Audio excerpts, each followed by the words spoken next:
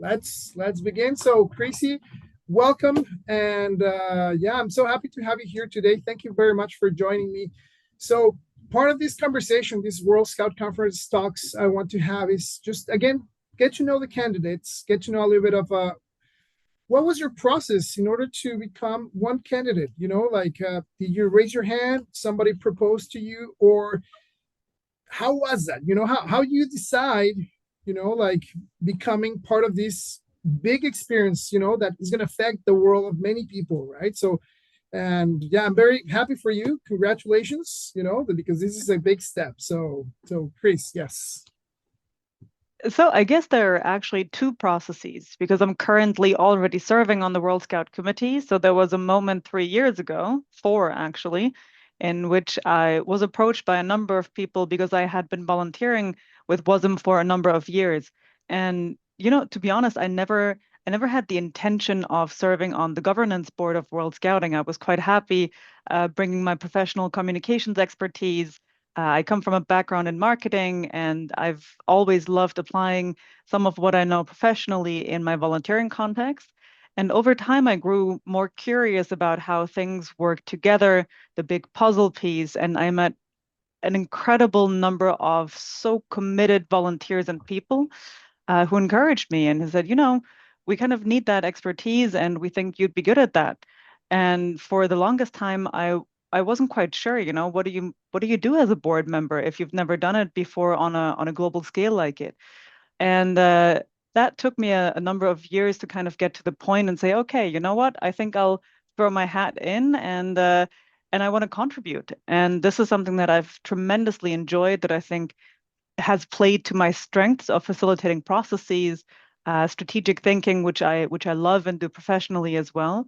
So that was the first moment. And then the second moment is when you get elected to the World Scout Committee and you start serving in that capacity, you recognize how awfully short 3 years are because we're such a global and decentralized movement, really affecting change that needs to be picked up and people need Yeah. to get excited about on a regional level and in the national scout organizations. So, in order to really see it take effect, you need time. And there's a number of initiatives from this triennium, so the 3 years between the conferences, that I would love to help shape in the future as well. And there is more stuff that's coming. We're getting a new vision, new strategy, and being part of that, I want to say once in a scouting generation moment, that's really exciting. And I think there's stuff from my experience and my expertise I can contribute here and excite people in doing that. So yeah, those are the two moments. I just love to hear this because yeah, you're touching very important points. Like as you mentioned, sometimes 3 years is it could be a very long period of time, but it could be also just a small in order to generate change. And yeah, change actually. And then you touch the other point. We're in a once in a time generation where we're changing, the whole vision of scouting and like into a modern way. And that could actually be a really good thing, to get partners and to get other type of benefits for the whole movement, right? So and Absolutely. yeah, no, I'm very happy just because to be part of these changes right now. So I'm very excited.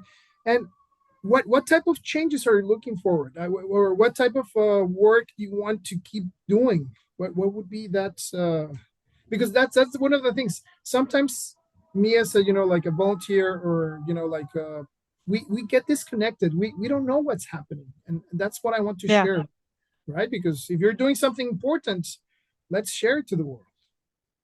I mean, I think the important work gets done every single week, every single weekend with every local scout leader who shows up and prepares a program and every kid that shows up. And the purpose of having a regional and a global governance is ultimately to support national scout organizations in supporting their local leaders. I mean, this is where it happens. Like the core of scouting is giving young people the opportunity to experience a program that has shaped me profoundly. And this is not about a bunch of adults, kind of entertaining themselves. This serves the purpose of supporting the movement that we love. So my my motivation of what I want to contribute is super simple. I want a young person to choose scouting in all the different options they have, how to spend their time and their attention. And there is so much that we have these days and also in the past, And I want people to be so excited about what scouting offers, community, leadership education, service, that they say, this is what I want to do with my time. This is where I want to get engaged. This is where I want to profit from off of it. And this is where maybe in the future I want to volunteer and contribute again. And in order to make that happen, what Scouting has done for 117 years now is to consistently evolve with times because the needs of young people, they tend to change every couple of decades and certainly more rapidly in our times. And as a scouting organization, rooted in our history and heritage and the things that have served us amazingly well, we really need to make sure that we continue to have a program that serves the needs of young people and by extension, those of our adult volunteers who are serving young people. So there's a number of changes in both those worlds. And what World Scouting does, its region, is support national scout organizations in adapting to that change. And I'll give you one example of what that looks like because it's very theoretical. One of the ways that our world is changing is how adults volunteer. So what we used to have is we had commitments that range from 1 to 5 years where you would become a commissioner in your local scout group or in your national scout organization. And that would be the role that you would have. And you would have that kind of consistency over a number of years. But our world is changing as well, and people have a lot of responsibilities. They have families to take care of, a job, maybe other volunteering engagements. Yeah. And we need to offer more flexible volunteering options to bring in more people that give you different perspectives as well. Volunteers from new communities that maybe our current model doesn't quite bring on the boat. And this will enrich our movement, but it's also going to be a change of adjusting our models and system to make that possible and to make that happen. But I don't know what that's like in Canada, but I can tell you from a number of NSOs that I talked to, finding enough volunteers to run the program, that's a challenge. That's hard. And you have to engage those folks and offer maybe things that you haven't offered in the past. And what World Scouting does is we figure out with our partners in the region and with national scout organizations, what does that look like? Do we have any good practices we can share? How do we do education and training for those volunteers? What does that do to program? And this will be one of the key challenges in the next triennium, both to keep our program relevant, but also to attract enough adult volunteers who can put it on.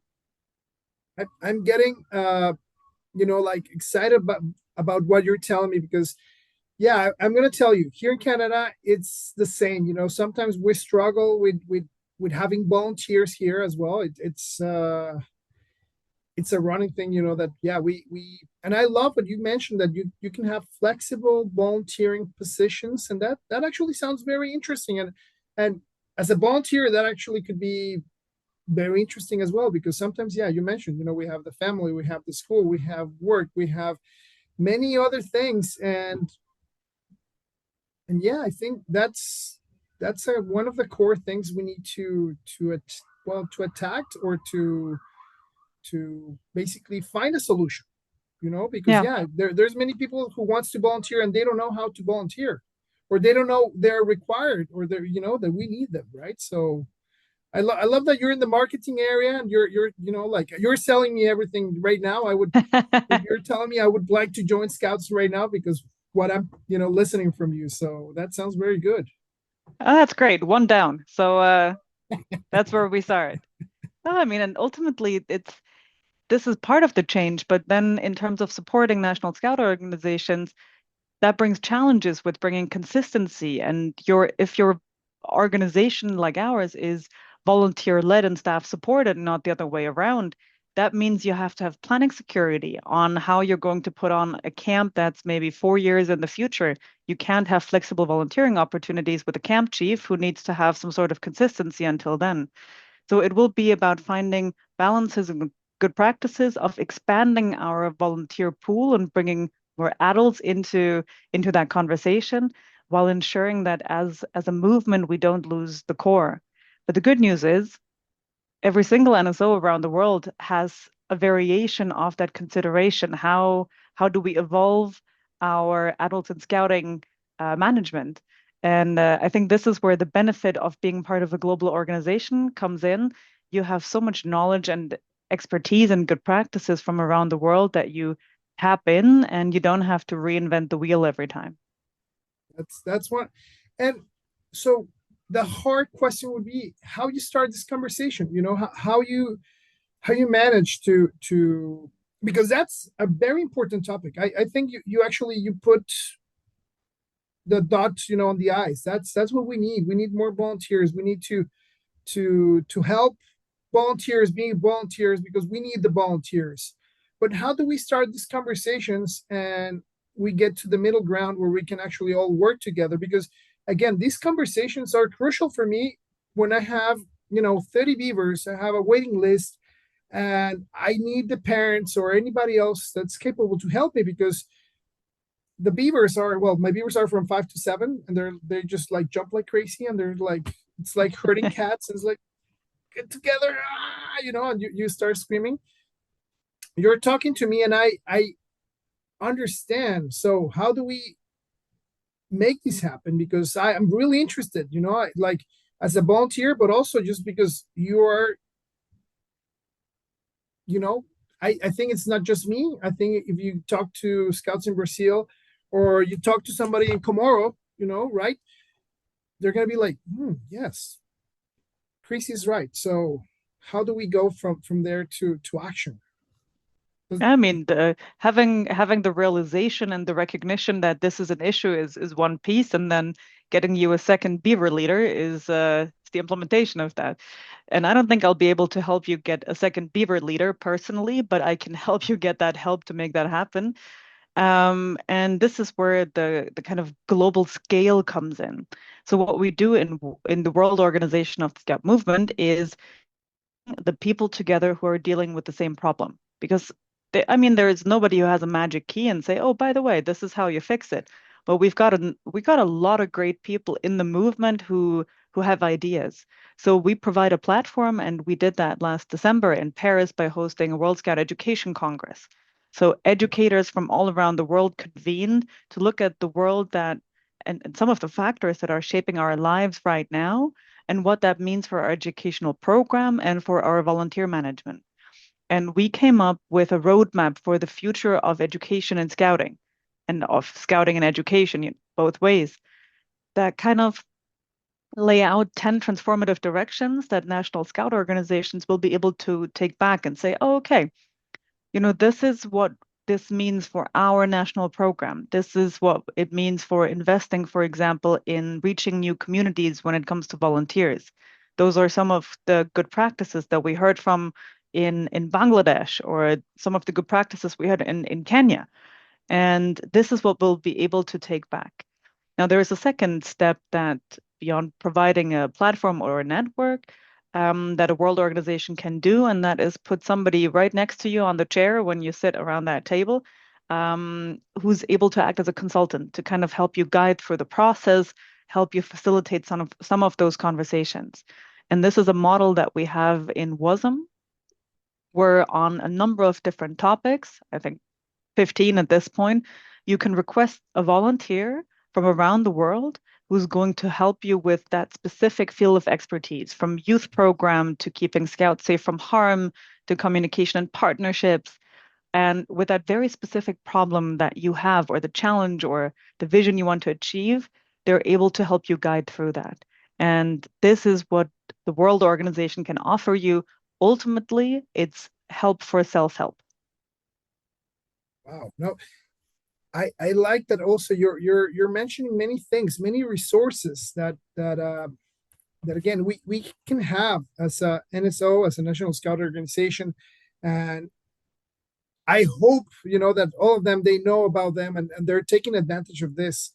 I've been reading about these consultants, and yeah, I think it's a really good thing, because when you have someone looking from the outside, when you're just like focusing on your same problems, it actually helps widen your vision. So wow, Chris, I really like these conversations because there's different topics, and that again, the candidates are bringing different point of view. Like to these largest organization, in the world.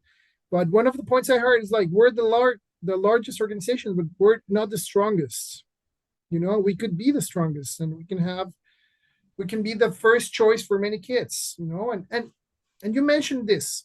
You want us to be the first choice for the youth. How do we get there? I'm sorry. I'm sending you really strong rocks at you Oh, just I to. mean that's I'm catching the ball. That's about innovating our program. There's two things that get people into scouting and keep them there. One is program, having a kind of program that keeps people interested, that is relevant to their lives, that balances the core of scouting of connecting with nature and peer groups and bringing the digital world into that without having it being overpowered. And the second part is the people. If you ask somebody how they joined scouting, chances are more than half of them will say, because my friend brought me. Somebody recommended I go. Oh, my dad was a scout. My mom was a scout. So those are the two pieces that we need to invest in, making sure that the community aspect of the group scouting is something that people can experience by having weekly meetings, by going on camps, by taking people, maybe have a partner group in a different country, but making sure that people experience that sense of belonging. And the second piece around innovating educational program really is a job for all of us to figure out what are some of the challenges that maybe kids have today that they didn't have in the past or not as visible. And I'll take a focus on mental health, for example. Mental health is not a new thing. Mental health is something everyone has, but there are some challenges, and I'm looking especially towards the digital space that puts more stress on kids these days. And being sure that mental health is something that our scouting program addresses and helps kids become confident and find the support they sometimes might need, and making sure that our digital spaces are safe from harm, that we have safe online surfing. All of those are pieces that very much align with the scouting method and our principles, but we got to put them into our program and we got to make sure we package them in a way through the scout method that is that is fun, that's educational, and that really brings the scouting spirit in. I I really agree with you. I definitely think it's a challenge. We it's really complicated to connect, the technology with the outside, right? So I'm actually part of, the program and everything that's, it's happening here. We're trying to do that. For example, we want to go outside and we do geocaching, or we Yeah, go bird watching and we have an app just to hear the birds, right? So that's a way to yeah. keep having your technology, but just utilizing, right? So using technology in the proper way, it's actually a good thing. I If you see my desk, I'm full of walkie talkies and other things, right? So yeah, just I love technology. So I do understand a lot of what you're telling me, and now that you're in the marketing, actually just reminds me of it was a TV commercial. I don't know if it was a Swiss, German, or Italian commercial about a boy who was running in the forest, and everybody was throwing balls, like hockey sticks, and so he was running away from all the other sports, and then he get into zip line and cross and get to a campfire. When you tell me that do you want us to be the first experience of the first decision? That's what I think about, because yeah, everybody's throwing karate punches and they're throwing, like soccer balls and everything. It's a hard competition, and we really need to be relevant to stay relevant, because our program works, and it's fun to be outside. I'm going camping actually this weekend, right? So that's I'm thank you for being here today with me, because I'm living in a couple hours. I'm actually putting things in the car right now because I love to be outdoors. It's what scouting is about, right? So what do Yeah, you think? that's it. And I mean, we'll always ride that fine balance and that thin line between, kind of getting too much with external trends and whatnot. But I don't think those are contradictions. Ultimately, having technology serve as a means to an end is a good thing. It means that we connect to the world that kids live in, because we're a very small part of their world, right? For us, when we talk about scouting, we look at this as if it was the whole universe. But ultimately, we're a very small slice of somebody's universe because they have a life that's so full outside of it. So we have to be quite conscious that we don't exist in a vacuum. We exist in the context of everything that came before and that comes after. So I think when we look at digital technology as a means to an end of something that enhances the community and belonging aspect, because that's going back to what scouting is about, that's where it goes. And being out in nature and understanding nature and protecting nature, there's many ways that we can do it. You have to know it, so you got to be out. You got to be out. You got to be, camping. You got to hiking, being communing with nature in some ways. But there's also different opportunities of doing that. If you live in an urban area, you have to be quite conscious of doing that and getting out. It's not quite as easy in the way that if you live in a rural area, you live in nature. Yeah, So figuring out how you can bring that bond in and how you can use the bond with nature to bring community with other people in that second space. And then as the bottom part of the triangle, having digital technology facilitated. I think this is where the sweet spot is. That might change over time. I mean, as a scout movement, we've seen a lot of iterations of what's important in the world and how it works. And I think we don't know what we don't know yet. So we have to be open of continuing to evolve what we think is true now. And the best way of doing it is you ask kids. Baden Powell said, look at the boy, look at the girl. And that's what we do. We ask them about the reality they live in and how we can best serve them. I really like that. Definitely, I think yeah, it's we're a youth-led movement, right? So we need to know what's interesting for them, instead of yeah, what's interesting for me probably is not the same thing as the kids right now. It's not the same, having TikTok that when I was watching TV, a couple years ago, right? It's definitely not the same, but yeah. So for example, if we sum it up, what would be your, let's say, your strategic points that you would focus on keep working? So what would be that? Just because you mentioned, like bringing people, technology, programs. So what, like three, five? What would be your important points to? I mean, if you're on the governance board of an organization, you have very, very specific topics in there, and I'll try to relate them a little bit to what's going to matter if you're not in that governance board, but if you're at the receiving end of some of the contributions. One of the areas I want to invest in and contribute to is making sure that we continue to stay a relevant, resilient, and responsive movement for the benefit of our membership, right? And there is many ways that as a board member I can do that by supporting national scout organizations, by ensuring that as a global movement we have good governance, that we can do proper fundraising, but ultimately everything in the service of that. And then very specifically where I want to bring some of my expertise in, and I have a marketing background, as you know, but I also work currently in organizational development and transforming organizations. So this is very specifically, the navel gazing part, but that's important as well to have strong structures and strong backbones. Is I want to bring in the facilitation of conversations that bring different perspectives to that table because we're a global movement and we have to make sure that the way we develop, not just what we do and how we do it, but also the general direction reflects what scouting means across the world and having unity of the movement. That if you see somebody with a scarf at the other end of the world, you can still rely on and trust in that they share same values, that they have similar experiences, even though scouting is interpreted a little bit differently everywhere, but that you can still rely on that core experience.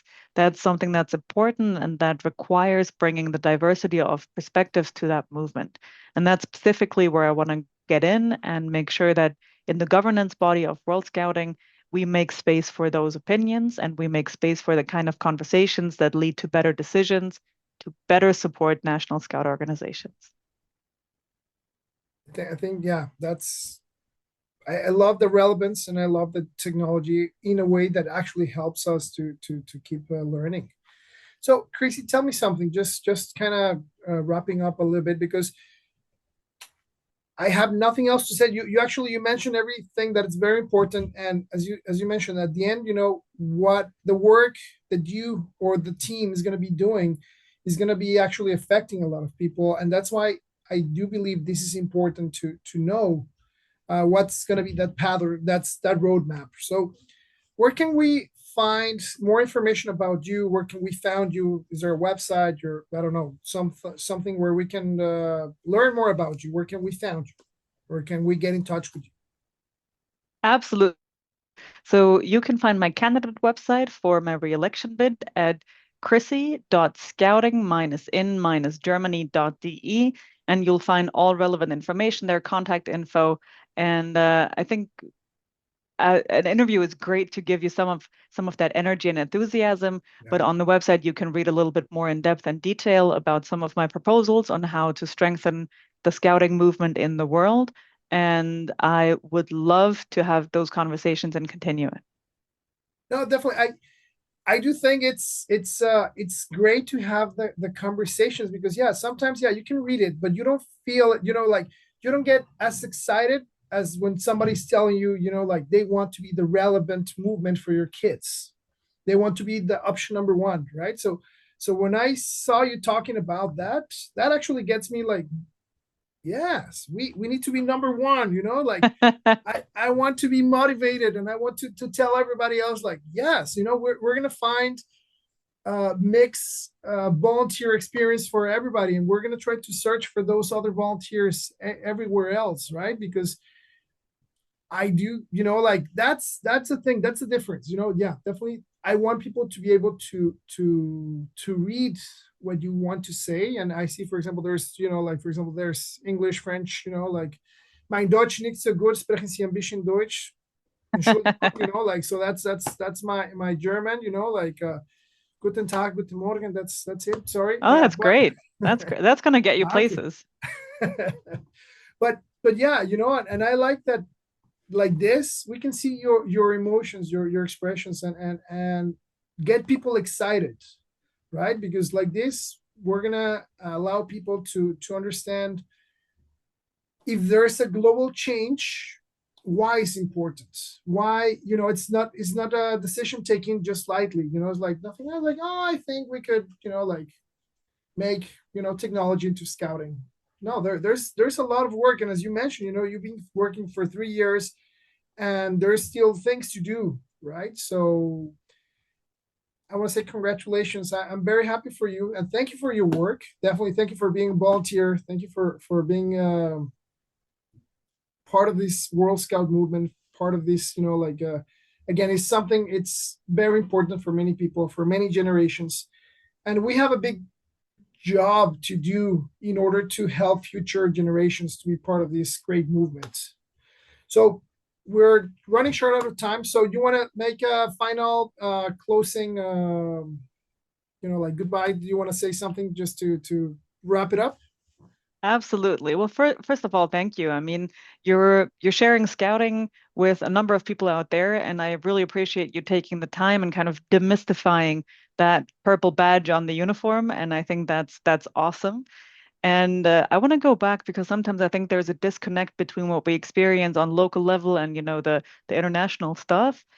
The core of it is fun and belonging. And if it's not fun and it doesn't lead you to belonging, it's not scouting.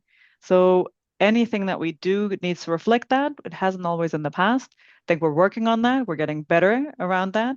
And I hope you're all in for the journey. It's our movement. If you're wearing that patch, then you're part of it, whether you know it or not.